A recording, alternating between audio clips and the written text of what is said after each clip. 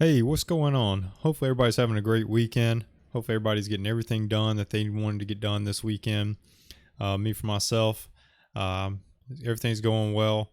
Today we decided to go with this Aloha print instead of the normal financial mirror shirt, just for the simple fact that after the shoulder surgery, it's definitely easier to put on a nice button up instead of trying to put on a t-shirt overhead. So with that, yeah, if you missed last week, I had shoulder surgery, so it's been a struggle so far, but we're getting through it. So today, if you can see by the title, it's going to be a tough conversation at the beginning. So bear with me. I want you to know that it's everything's going to be okay. But I really wanted a chance to come talk about debt. I wanted to talk about how you can begin to free yourself from debt today. And I mean, when I say today, I mean literally you could start your journey to being debt free today. If you'll apply these simple principles, start building out this plan now, and in the future, I'm telling you, you could have a debt free life in the very near future if you started this today. So what I want you to know is that you're not missing a single day other than today of being in debt. Like so far, if I might have said that wrong, I mean, just let me back this up. So the only day that you have to be in debt, the only extra day that you have to be in debt is today and every next day that you don't plan to get out of debt. That's what I'm trying to say. Is that you have the option to be happy in life. You have the option to be in control of your finances. You have those options, but you have to choose to do that. And you start with that by building out this debt plan. So, pretty much, I think the best part about it is that it's such a common thing, right? Like when you think about debt, you think about big picture debt, like big picture debt. You think about how predominant it is, right? Like it compare in my eyes, it compares to, and you're going to see throughout the stream that I compare a lot of debt principles to like weight loss or like eating right or getting in shape, like those type of things, because they correlate. And oh my, is the market just booming for weight loss? Is the market booming for how to get fit? Is the market booming for lose 10 pounds? But there's not a whole lot in reference to people talking about getting out of debt, and that's where I want to help you. That's where I want this whole journey to start today. Is because it's really simple. I have using stats, using the statistics that are out there. First off, if you're American, if you're not American, you don't fall in the statistic. Just so you know, but if you live in the United States of America, there is an 80% chance that I'm talking to you right now and you have debt. So, because 80% of Americans are living in debt. So there's an 80% chance if you're watching this video, you are in debt. If you're watching this stream, you are in debt. If you're listening to this podcast, you are in debt. There's an 80% chance of that. Because really 7 out of 10 people think that debt is a requirement in life. Like the only way you can get through life is if you have debt. And I think that is not a fair assessment. First off, I think that saying that 7 out of 10 think that debt's required, I don't think it's a fair assessment to say that debt is required in life. But when you're looking at it and you're seeing that average credit card balances are over $5,000, that you're seeing that average student loans are roughly $86,000, it makes it to where debt feels like it's got a hold on you. Debt feels like it's in control of your life. But why is it that people feel like that this is a requirement? And I mean, I think it's because debt has just been included into our lives so much that we don't even notice it, right? So if you want to buy a car, hey, what you mean? You getting a loan? You got a loan on the car? How much your car payment? So if I buy a car, somebody comes to me, hey, how much your car payment? Like that's just a question that people ask, right? So you go to school, and you graduate. How much you graduate with student loans? Like it's just instilled, like it's a requirement that you have to do these things to accomplish what you want to accomplish. If you don't have the money for something that you want, what do? You use a credit card. You want to go on vacation, what do? You get a loan or you use a credit card. Like, I mean, people do this stuff. Like, I'm not making this up. 80% of Americans, like, you might do it. I have an 80% chance saying that you do one of these things. But what I'm getting at is that when you have debt, you're going to look everywhere. You're going to look at everything, everybody, every place to try to find an answer to your debt. And it really is more of like, it's you have a spending problem. If you have debt, you have a spending problem. And if you're honest with yourself, you already knew this. Like, I'm not telling you this for the first time, but what we're going to go over today is, I'm going to first talk about why so many people choose to live in debt. First off, because it's a choice. Living in debt is a choice. I just want everyone to know, living in debt is a choice. Every day that you live in debt, you're choosing to live another day in debt. Because a year ago you could have started your debt journey, but you didn't. But we can start it today. I'm telling you, we can start it today, and I'm going to show you how. If you'll follow these basic principles, I will show you how you will be out of debt. So next, I'm going to discuss the strategies. So there you go. I'm going to discuss strategies to help you get out of debt. And finally, I'm going to leave you with some encouragement that's going to help you start that journey. So, it's a journey. So it takes time. It's not something that's going to happen overnight. It takes time. So let's get started. So why do people stay in debt? Why do they stay in debt? It's going to be a reality check for a lot of people, but we've got to start seeing some of these common reasons that people are continuing to choose to have debt, be in control of their finances. Because, like I said, it's a choice. It's a choice to be in debt. So as we discuss, you're going to see some of these you may relate to, and it could hit home a little bit, but that's okay, because it first attacks the first step in the 5 steps of change. 5 steps of change is awareness, desire, knowledge, action, and perseverance. So those are the 5 steps. If you've ever thought about change, those are the things you have to know. Those are things you have to go, the steps you have to go through for that change to happen. So common reasons, starting with the first one. People don't want to make sacrifices, whether that be they don't want to give up going out to eat for dinner or for coffee in the morning or whatever the case may be. They don't want to give up that pleasure. They have pleasure in that. They don't want to give that up. Another one, they don't want to stop shopping on Amazon. They want to stop shopping for things that they really don't need. They just continue to buy things that they really don't need. And like, they buy it, gives them this like little high, in their mind. They get this little high, and then all of a sudden, boom, they don't even use it anymore. It's in a drawer somewhere in a closet. But people get addicted. They get addicted to buying things, and it's a terrible habit, especially if you have a spending problem, a debt problem. Like this will keep you in debt. It'll keep you there. Because I want you to remember, keep this in mind. Just because you can afford a minimum payment on something, that does not mean that you can afford that item. Okay? Keep that in mind. Keep that in mind for the rest of your life. Because you can afford, you will be sold and told that you can afford the minimum payment, so you can afford the item. And that is not true. Totally not true. All right? Another reason that people choose to stay in debt is they want to keep up their appearance. So I've done an episode previously on keeping up with the Joneses, and that sort of goes over this concept where you're always wanting to keep up with people, at work, or the people in your neighborhood, or the people, the Joneses. So down there in the description, I left you a link to that episode. If you missed it, please go watch it. And it sort of goes over some of the mental aspects of how to not fall into that trap. But ultimately, if you're in this category, you don't want to stop buying things because you're trying to preserve your image. All right.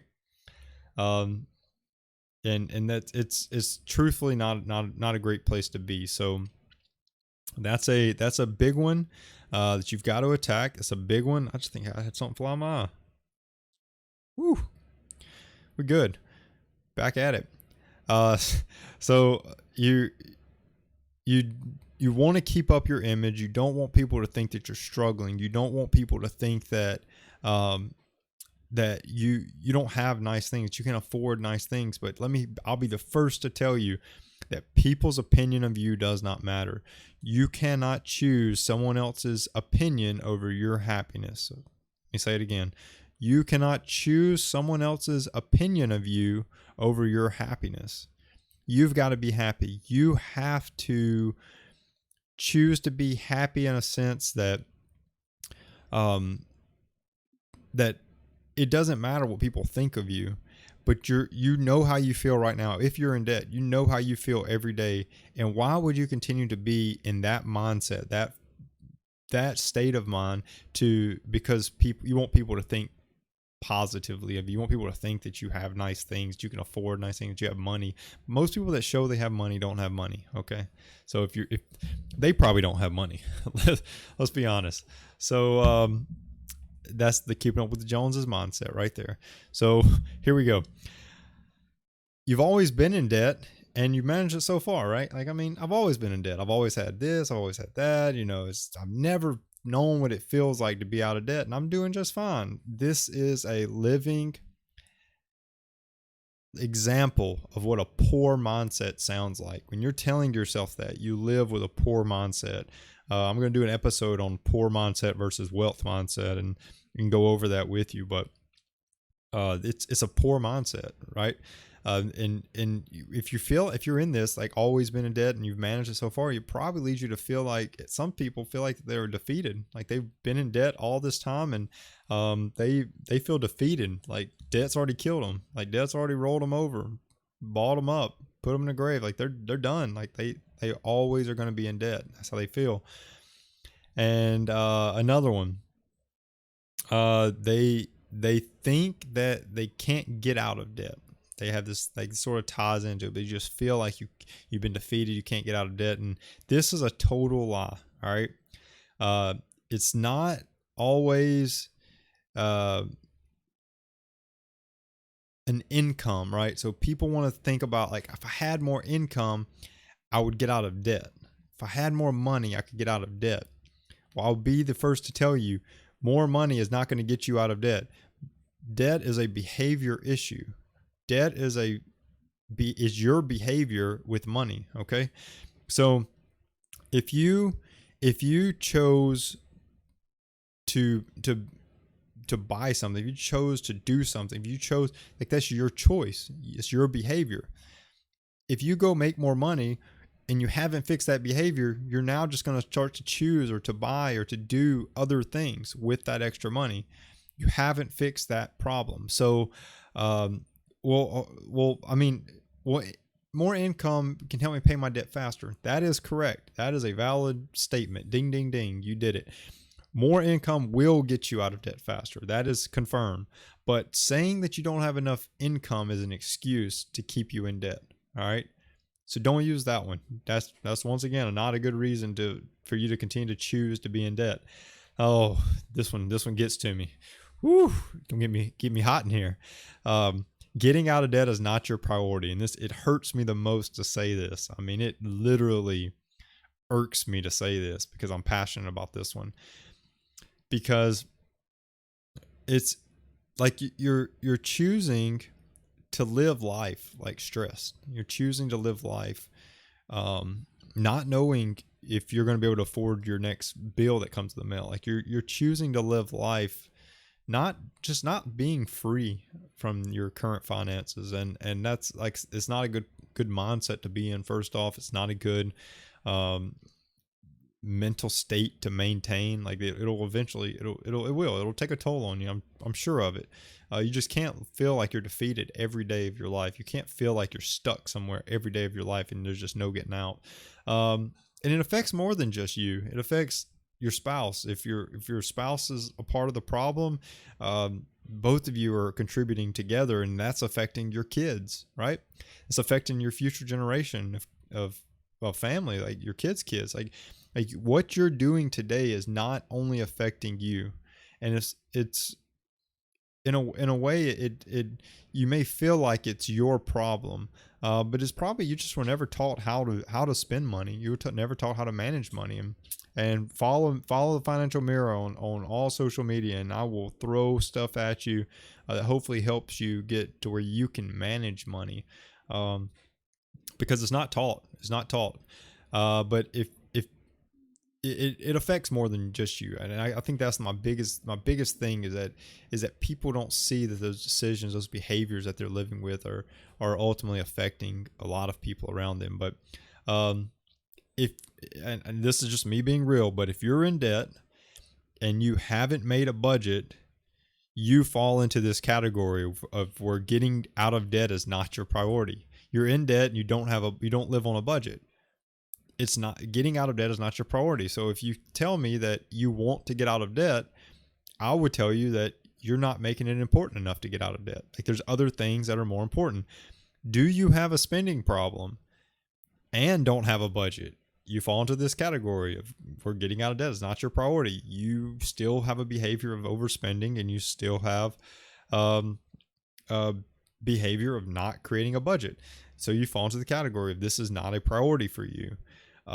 If you're in debt, but every day you're not thinking about the decisions to change, that you're in this category, you could stay stuck in this category. But here's an example. Let me give you an example. So let's say you want to lose 10 pounds. All right. With that decision, you have to make a priority to exercise and to eat right. All right. Because if you don't exercise and eat right, your goal of losing 10 pounds is pointless, because guess what? You're not going to lose weight. You didn't make a plan. You didn't plan to get out to lose weight. Budgeting is your plan to get out of debt. Budgeting, a get out of debt plan, right? You've got to have a get out of debt plan, or you're not going to get out of debt. Okay. So, it's if you don't budget, so I'm gonna finish off right here before we go into the payoff methods. But if you don't budget, I can't stress it enough.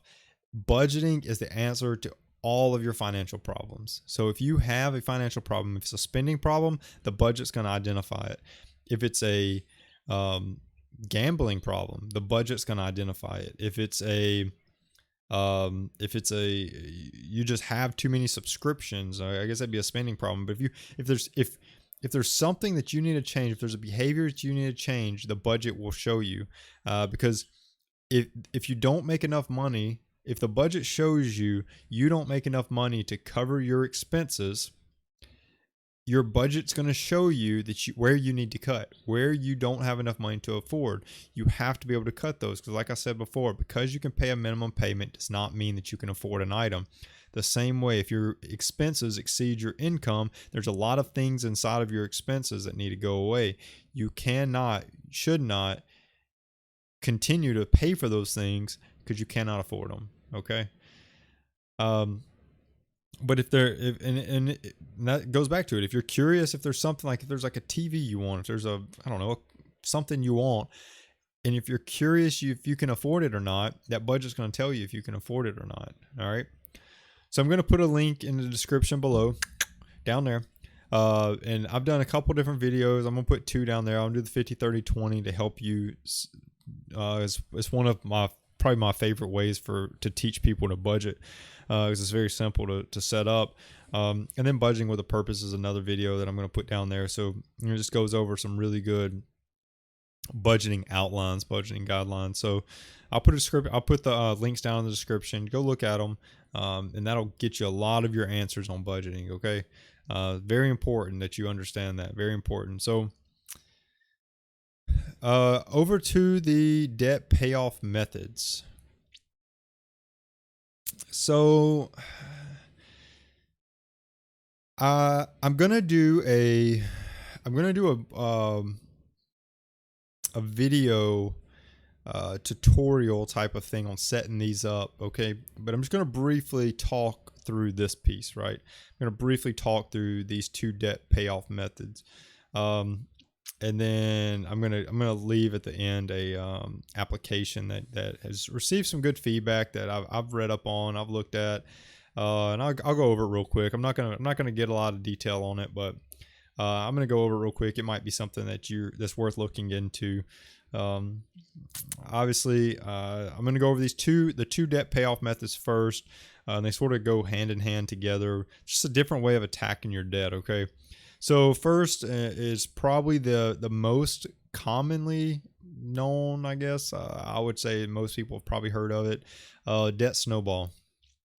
So with the debt snowball, it's pretty easy to set up. So the first thing you're going to do is you're going to take it and you're going to list out all of your debts, starting with the smallest in terms of dollars. So smallest in terms of dollars, and going building out that list all the way down to the largest in terms of dollars. Okay.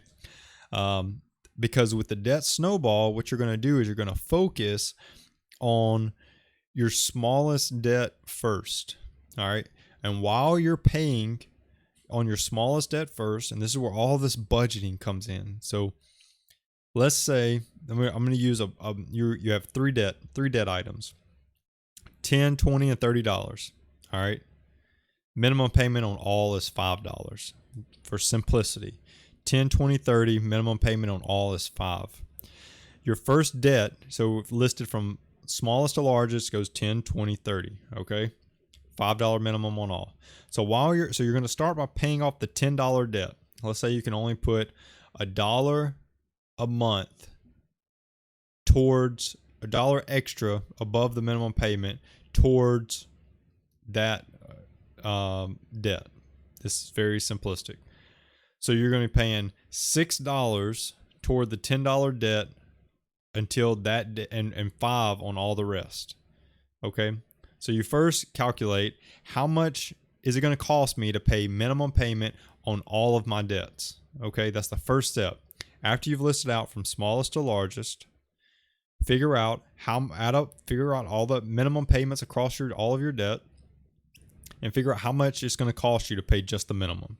Because then you have to figure out how much you can pay above the minimum on your first one, on your smallest debt. So in my example, $6 is going to be paid toward the 10 every single month until that's paid off. In this easy example, 2 months. 2 months and it's paid off. So I was paying $6 towards the $10. And I was paying $5 towards my $20. Well, in 2 months, I've already paid the minimum on, this is with no interest. So obviously I'm using this simplistic example. In 2 months, I've now moved my 20 down to 10. So now my 6 is going to go in there, and I'm going to be paying my first month. I'm going to pay $11, right? The 5 plus the 6. So I'm going to be able to pay that one off the next month. My 30, I've now dropped to 20, and my 11 is now 16. So in 2 months, I'll be paid off on that. So now I've been able to knock out all of that debt in 5 months. Okay. So that's the simplistic part. So once again, smallest to largest, add up all of your minimum payments, figure out how much above the minimum payment you can pay on the first one, and every single pay the minimum on all of them. And then as you pay off each of your smaller debts, what you are paying on that, it goes on top of the next minimum, and it builds just like a snowball. If you're rolling a snowball through the snow, as you roll it, more snow attaches and it gets bigger. So as you pay off smaller debts, the amount you can pay towards the next debt is bigger because you're using what you were paying from the previous added on top of that minimum that you were paying on the next smallest. All right.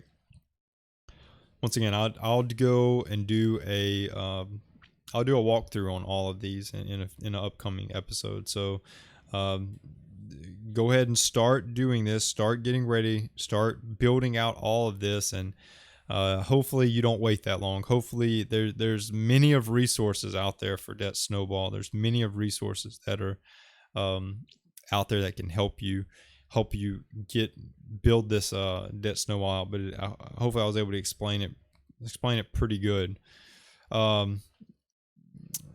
The next one, actually, yeah. So the next one, hopefully everybody gets that. Hopefully everybody gets that. But you're paying off your smallest debt first, going up to the largest. All right. The next one is the debt stacking or debt avalanche. So with this one, it's called both, and they're the same thing. So with this one, you do the same thing. You have to build out a list, but this time you're going to build out a list based off of interest rates. So you're going to build out your list based off of starting at highest interest rate and going to lowest interest rate. So you're going to start by paying off your highest interest rate items first, paying minimum payments on everything else. Okay. Just like with the debt snowball, whatever's your highest interest rate debt is paid off. Once it's paid off, you're going to roll that amount into the minimum payment that you were paying on your second highest interest rate, and then that'll be the payment on your second highest interest rate going forward, and so forth and so on. So if you had interest rates at, this one's a little easier to calculate, but if you had interest rates at 10, 20, and 30%, let's just do it for simplicity again, 10, 20, 30%, $5 minimums across the board, you're going to pay $5 towards or let's say this time you can pay $5 on top of the 5. So this time $5 is going to go toward, or $10 is going to go toward your 30% interest rate debt that you're paying $5. You're paying $5 on the 10 and 20 as well. So 10 towards the 30, 5 and 5 on the 10 and the 20. Once the 30% is paid off, that 10 is going to roll in with the 5. You're going to pay 15 towards the 20%, and then that 15 will go into $20 toward the 10% at the end. So what you'll notice is that you're attacking the reason why people would choose this. So let me just go into the both of these methods have pros and cons, right? So with the debt snowball, people feel more accomplished because they're able to knock out those small debts first. So they feel like they start to get a little steam ahead, like the little choo-choo that could, like you're building up some steam, like you're building habits. You're starting to strengthen that muscle, that paying muscle, where you can start to pay off because you're knocking out those small targets first. And then by the time you get to that large debt at the end, it might be your only debt. And it doesn't feel as bad because you've already built a lot of those habits, right? But it comes at a cost, right? And it's a financial cost, because with the avalanche or stacking, this could save you money because you're paying off your high interest rate items first. So financially, it could save you some money by going with that method first. But it might take you a little longer to pay off that first debt, because that higher interest rate debt might be a bigger debt, so it might take longer to pay that off. But going back to my fitness health example, but this all boils down to it's like dieting. One diet might make you lose weight faster than another diet might make you lose weight, but if you'll choose a method that you'll stick to, and start this today, not tomorrow. Start today, choose a method that you'll stick to, you will be out of debt. Just like if you wanted to lose weight and you stick to a diet that if you pick a diet that you can stick to, you'll lose weight. Pick the method that you can stick to, that'll give you the psyche to do it, and you'll stick to it. All right, and then I told you I was going to tell you an application. It's called Tally, right? Look up Tally. It's a free app, so it's free just to use. Okay, and when I say use, I mean it's built around let me back up. Tally is only going to be beneficial to you if you have a lot of credit card debt. If you have other types of debt, it's not going to be as beneficial to you. But if you have credit card debt, Tally would be beneficial to you. So it's free to use.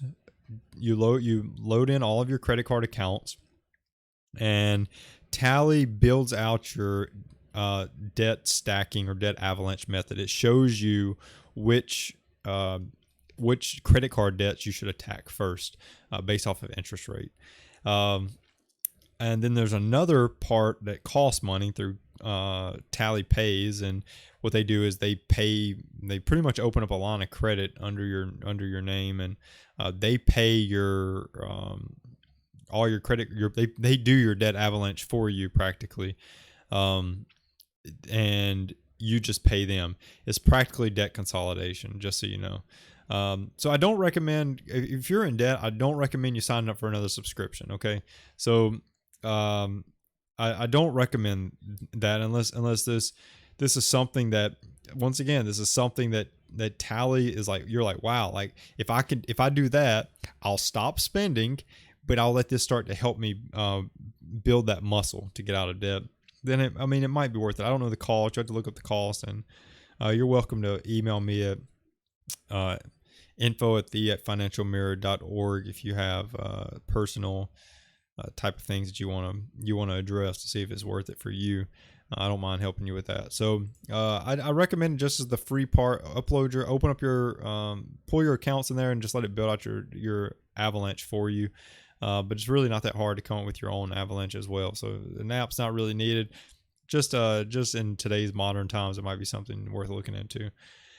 But finally, what I wanted to leave you with is a little encouragement, right, for getting out of debt. So I can tell you that from growing up and people around me, that debt is a powerful thing. Like it will absolutely take control of your life. It absolutely will begin to influence how you feel.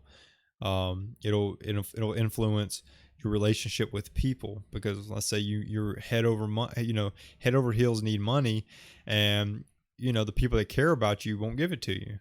What are you going to do? You're going to resent that person. So it starts to affect your relationships with people.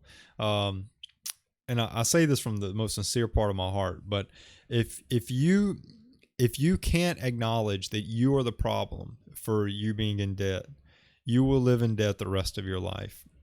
That's not the encouragement I want to leave you with. What I want to leave you with in encouragement is that you have the ability to change. You have the ability to create new habits. You have the ability to start a journey where debt no longer controls your life, and you can free yourself from debt today. It's not just a title. You can start to free yourself from debt today, because the second that the encouragement I want to leave you with is the second that you build out your get out of debt plan and you begin to live that out, you will start to notice that you feel like the stress is off of you, because you have a plan. You know what you have to do every day, every week, every month to get yourself out of debt. And I'm telling you, it's not going to be next month that you're out of debt if you have a lot of debt. I mean, it could be if you have a small amount of debt, but if you have a lot of debt, this could be a journey. I'm talking about a year, maybe 2 years to get yourself out of debt. But once it's over, once debt is behind you, life opens up. Like, you feel free. Like, you absolutely feel free. And that's the encouragement I want to leave you with, is that start building your own life financially. Start putting your life back together, because if you're in debt, I say this all the time, but you're operating below zero. So I don't care how much money you have in a savings account. If you have $2,000 in a savings account and you have $5,000 in debt, you're in the hole $3,000. Okay. So, I really want to encourage you. I really want you to start to see that you can turn your life around. You can get yourself out of debt. It takes you first committing to it and hitting those 5 steps of change, the awareness, the desire, the knowledge, the action, and most importantly, the perseverance to push through and get to the end of that get out of debt plan. So I want to leave you with that, and I want you to know that I'm here. You're welcome to go to info@thefinancialmirror, or message me or email me at info@thefinancialmirror.org. Contact form is at thefinancialmirror.org. Contact page, so, or at the bottom of the main page. But it's truly a journey, and once it's over, I'm telling you, you get a sense of relief. You get a sense of knowing that you can start to build a little bit of something. Like you start to understand that you were doing things and buying things that you couldn't afford, and you paid for it. You paid for it because when you start debt with a company, they're out to make money. Capital One is not a huge wealthy company because they just decided to give you a credit card that you're able to charge on every month. Like they make money, and it's off people that are in debt. I don't want you to continue to make the debtors, all debtors, whoever they are, whether that be Capital One, American Express, Discover, for credit cards, or Sally Mae for loans, or Fannie Mae, whatever her name is. I don't deal with student loans. I don't know. I can't tell you much about them other than they got to go away, and not by the federal government. Let me tell you. So that's all. This is debt that you accumulated, and you've got to pay it off. You've got to work through it. And it just takes time. It just takes time. I can't be any more transparent than it takes time. So hopefully you got something from this. Hopefully you're able to take a little bit away. But with that, look forward to seeing everyone next week, and really appreciate you tuning in and watching this video. If you're catching us on the podcast, please leave a 5-star review. It truly does help get this message out. It truly does help others that may be encountering the same problem, and just expands the listening audience for me. Once again, I truly appreciate it. Until then, I'll see you next week. Peace.